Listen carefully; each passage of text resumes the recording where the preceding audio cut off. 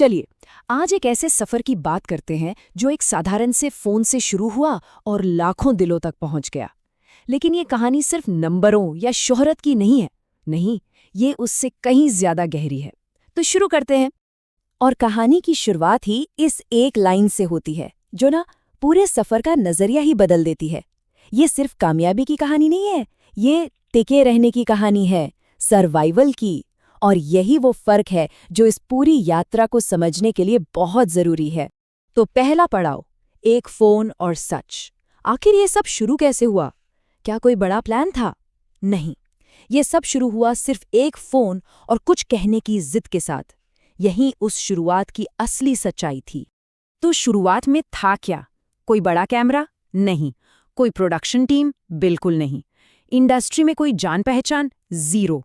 था तो बस एक फोन, ढेर सारा सच और उस सच को दुनिया के सामने लाने का गुस्सा। तो सवाल ये है कि ये सब शुरू ही क्यों हुआ? मतलब कोई कंटेंट की स्ट्रैटेजी नहीं थी, बस एक फीलिंग थी कि यार आसपास ना बहुत कुछ गलत हो रहा है और कोई बोल नहीं रहा। बस वहीं से फैसला हुआ, ठीक है, कोई नहीं बोलेगा तो मैं बोलूंगा। सेक्शन 2, अकेले का संघर्ष। ठीक है, सच बोलने का फैसला तो ले लिया, पर शुरुआती दिनों की हकीकत क्या थी? वो थी एक अकेले इंसान की लड़ाई। सब कुछ, लिटरली सब कुछ खुद ही करना था। और अकेले काम करने का मतलब पता है क्या था? एक ऐसा लूप जो कभी खत्म नहीं होता। स्टेप 1, खुद शूट करो। स्टेप 2, खुद ही एडिट करो। स्टेप 3, लोगों की गालियां भी खुद ही सुनो। और फिर सबसे मुश्किल काम, स्टेप 4, इन सब के बाद खुद को मोटिवेट भी रखो, क्योंकि कोई पीठ थपथपाने नहीं आने वाला था कि भाई बहुत बढ़िया कर रहा है। और उस अकेलेपन में पता है सबसे ज्यादा क्या सुनने को मिलता था? वो भी अपने ही लोगों से, इतनी बकवास बोल के क्या मिलेगा। ये सिर्फ मजाक नहीं था, ये सीधा सवाल था कंटेंट पर भी और पूरे के पूरे भविष्य पर भी। और ये प्रेशर ना एक तरफ से नहीं था, दो दो दुनियाओं से आ रहा था। एक तरफ थे घर वाले, टिपिकल सवाल, पढ़ाई का क्या, नौकरी कब लगेगी, ये वीडियो कब तक चलेगा। और दूसरी तरफ थी बाहर की दुनिया, जहां हर पल कंपैरिजन, प्रेशर और इनसिक्योरिटी थी। सेक्शन 3, आवाज बनने का सफर। लेकिन कहते हैं ना, हर कहानी में एक टर्निंग पॉइंट आता है। ये वही मोड़ था जब मजाक और शक की जगह धीरे धीरे लोगों का नजरिया बदलने लगा। तो शुरू में रिएक्शन क्या था? बहुत सिंपल, लोग हंसते थे, मजाक उड़ाते थे, और ये कड़वी सच्चाई थी जिससे हर नए वीडियो के साथ डील करना पड़ता था। मगर फिर धीरे धीरे कुछ बदला। जो लोग हंसते थे ना, अब वही लोग रुक कर सुनने लगे थे। मजाक की जगह अब क्यूरियोसिटी ने ले ली थी। और फिर वो दिन आया जब ये एक कमेंट आया, भाई तू वही बोलता है जो हम सोचते हैं। बस ये वो पल था जब एहसास हुआ कि ये अब सिर्फ एक इंसान का कंटेंट नहीं है, ये बहुत सारे लोगों की आवाज बन चुका है। तो फिर इस सफर का जो टाइटल है मिलियन हार्ट्स, इसका असली मतलब क्या है? ये फॉलोअर्स या फेम के बारे में है ही नहीं।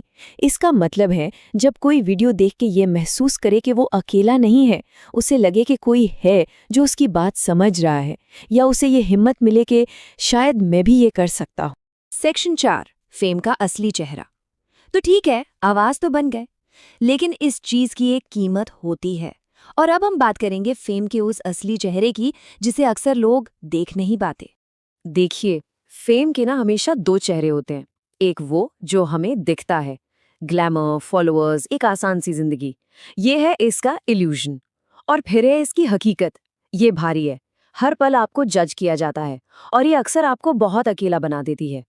और इस हकीकत का बोझ वो कुछ ऐसा है, आपका बोला हुआ हर शब्द तौला जाता है, आपका हर रिएक्शन जज होता है। और एक पब्लिक फिगर बनने के बाद ना सिर्फ एक नॉर्मल इंसान बने रहना शायद दुनिया का सबसे मुश्किल काम बन जाता है।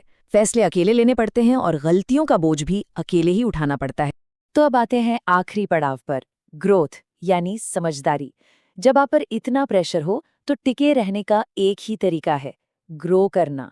लेकिन इस सफर में ग्रोथ का असली मतलब क्या है? जब भी कोई पब्लिक फिगर वक्त के साथ थोड़ा बदलता है या सीखता है तो एक टैग तुरंत लग जाता है, एल्विश बदल गया। पर क्या ये वाकई बदल जाना है या कुछ और? और यहीं पर ग्रोथ की असली परिभाषा छिपी है। ग्रोथ का मतलब ये नहीं होता कि आप बदल गए, कि आपने अपनी पहचान खो दी। नहीं, इसका मतलब है कि आप पहले से ज्यादा समझदार हो गए हो, ज्यादा थॉटफुल हो गए हो। और ये समझदारी आती कहाँ से है? विवादों से। हर कंट्रोवर्सी कुछ सिखा कर गई। जैसे रिएक्ट करने से पहले सोचना कितना जरूरी है। ईगो से नहीं, क्लैरिटी से एक्ट करना। हर लड़ाई को जीतना जरूरी नहीं होता, और कभी-कभी चुप रहना भी एक बहुत बड़ी स्ट्रैटेजी होती है। तो इतने सब उतार चढ़ाव के बाद हम वापस उसी सवाल पर आते हैं, इस पूरी जर्नी का मतलब क्या है? इसका सार क्या है? और जवाब एकदम साफ है। ये सफर कभी भी पॉपुलैरिटी के बारे में था ही नहीं। ये सफर हमेशा से ऑथेंटिसिटी का था। बस इस बात का एक लंबा टेस्ट था कि क्या कोई अपने सच के साथ खड़ा रह सकता है या नहीं। तो आज जो लोग अपना सफर शुरू करने की सोच रहे हैं, उनके लिए एक सीधी सी बात है। आपका फोन छोटा हो सकता है, रिसोर्स कम हो सकते हैं, पर अगर आपकी सोच बड़ी है ना, तो यकीन मानिए रास्ता अपने आप बनता है। क्योंकि असली पावर टूल में नहीं, आपकी सोच में होती है। आखिर में ये सफर बस एक बात का सबूत है कि अगर आप फेक नहीं हो, अगर आप असली हो, तो दुनिया देर से ही सही, लेकिन आपकी बात सुनती जरूर है।